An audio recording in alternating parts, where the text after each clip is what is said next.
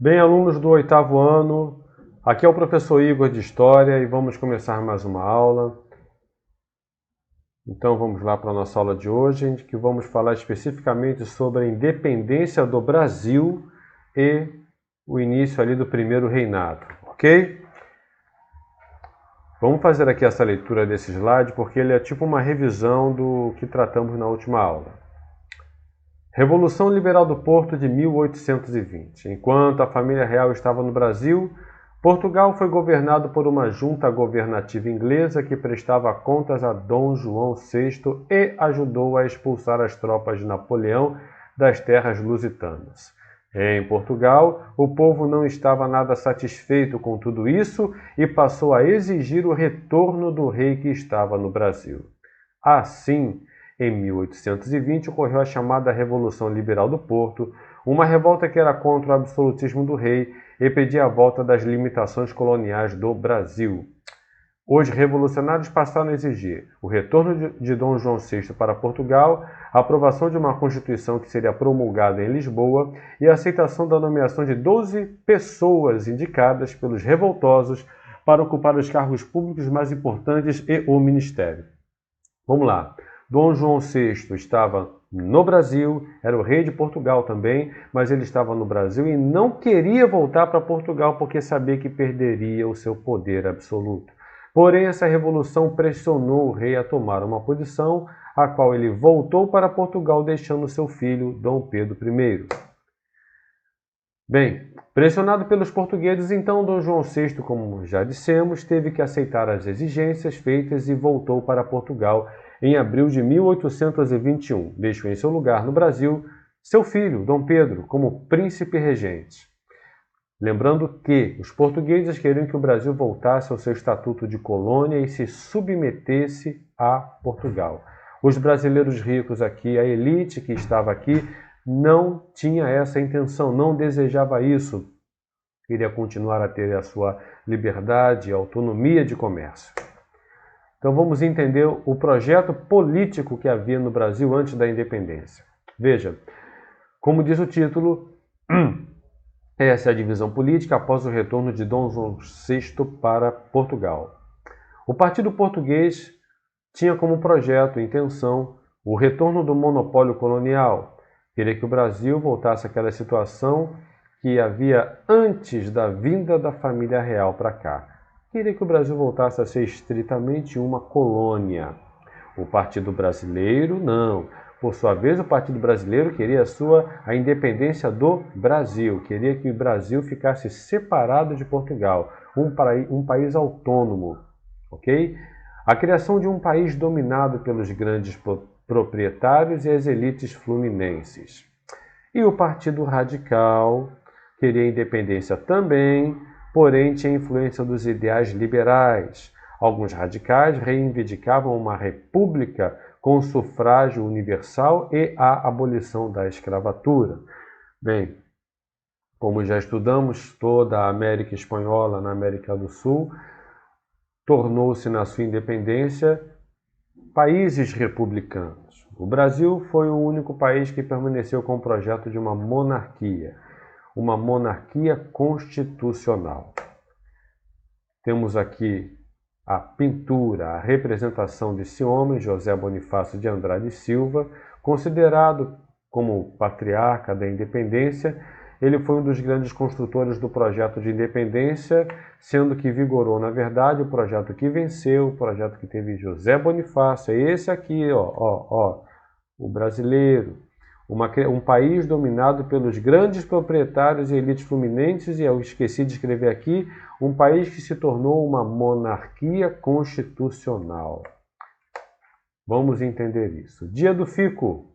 Em 9 de janeiro de 1822, Dom Pedro recebeu uma carta das Cortes de Lisboa que exigia o seu retorno para Portugal. A presença de Dom Pedro no Brasil impediu os projetos dos portugueses. As pessoas que apoiavam o Partido Brasileiro organizaram um manifesto pedindo ao príncipe que ficasse no Brasil. Assim, Dom Pedro respondeu negativamente aos chamados de Portugal e proferiu, como é para o bem de todos e a felicidade geral da nação, diga ao povo que fico. Veja, Dom Pedro I não estava apenas interessado em fazer o bem comum e alegrar a população brasileira. Não. Dom Pedro I estava também interessado em si mesmo, em garantir que ele, um jovem líder, tivesse o grande poder em suas mãos, sendo o rei de uma grande nação. Em 1822, iniciava-se um processo de ruptura com Portugal, em que Dom Pedro I tomou uma série de medidas que desagradaram Portugal, a metrópole. Ele determinou que nenhuma lei de Portugal seria colocada em vigor no Brasil sem o cumpra-se, ou seja, a sua aprovação. Em maio, o príncipe foi aclamado defensor do Brasil. Em agosto, assinou um decreto declarando que as tropas portuguesas que desembarcassem no Brasil seriam consideradas inimigas. Olha, Dom Pedro fez uma breve viagem a Minas Gerais e a São Paulo para acalmar setores da sociedade que estavam preocupados com os últimos acontecimentos. Tá? No percurso, recebeu uma nova carta de Portugal que anulava todas as suas medidas e exigia sua volta imediata. Portugal queria que Dom Pedro também fosse para o Brasil. Foi nesse contexto que ele declarou a independência. Temos aqui a pintura épica, lendária, de um fato que não foi realmente assim como é representado. O que eu quero é que vocês entendam, o que é importante nessa aula é entender o seguinte: a declaração de independência do Brasil não fez o Brasil ser independente assim, no estalar de dedos. O Brasil teve que ter o reconhecimento da sua independência. O Brasil teve que pagar pela sua independência. E naquela situação, naquele momento, o Brasil pegou emprestado da Inglaterra, se eu não me engano, 2.000 libras esterlinas para pagar a Portugal pela sua independência. Os banqueiros ingleses então emprestaram o dinheiro. O Brasil então pagou para que Portugal reconhecesse a independência e Portugal, que recebeu o dinheiro por sua vez, tinha dívidas com a Inglaterra, pois a Inglaterra ajudou muito Portugal na era da invasão napoleônica. Então o dinheiro sai da Inglaterra e volta para a Inglaterra. A Inglaterra empresta para o Brasil paga Portugal, Portugal paga a sua dívida com a Inglaterra e assim os portugueses reconhecem a independência do Brasil. Se eu falei muito rápido, não tem problema. Dá uma lida aqui do lado, bota aí a reprodução do vídeo mais devagar e você vai acompanhar. Vamos lá? A coroação de Dom Pedro I como imperador do Brasil está aqui na representação, era a consagração do projeto de independência preparado pelas elites, ou seja, o projeto que venceu, como eu já disse, é o projeto em que os grandes latifundiários, proprietários rurais seriam os líderes da nação. Não houve a participação do povo. O povo ficou colocado de lado. O projeto de independência não contemplou a necessidade do povo, ok? Vamos lá. Aqui eu separei para concluir a nossa aula o que aconteceu depois da independência. Bem, o Brasil agora era um país autônomo, precisava de uma lei, uma Constituição. Lembrando que a Constituição é um conjunto de leis mais importantes de um país. Então os parlamentares, os proprietários se reuniram para tentar fazer uma Constituição em 1823, está aqui. Dom Pedro I não concordou com essa lei, porque era uma lei que fazia com que ele, Dom Pedro, seria um rei apenas representativo, ele não teria poder de fato.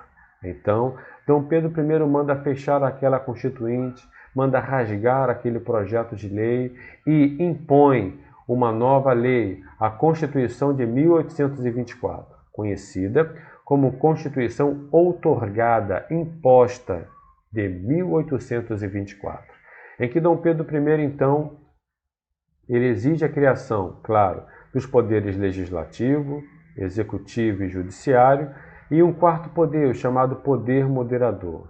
Esse poder era o poder que fazia Dom Pedro I estar acima de todos os outros poderes. Fazia ele ter praticamente um poder absoluto, um poder extremamente centralizado em suas mãos. Um poder tão centralizado que fez Dom Pedro I ter força política até para coibir, vencer revoltas locais e garantir a unidade do Brasil. Poder moderador, ok? É o que nós vamos dar continuidade na próxima aula, em que vamos falar sobre o fim do primeiro reinado, as revoltas que aconteceram no primeiro reinado, mas especialmente revoltas do período regencial. E é isso. Deixa eu voltar aqui. Pronto. Eu agradeço a todos pela atenção. Eu desejo a todos bons estudos e nos vemos na próxima aula. Muito obrigado e tchau, tchau.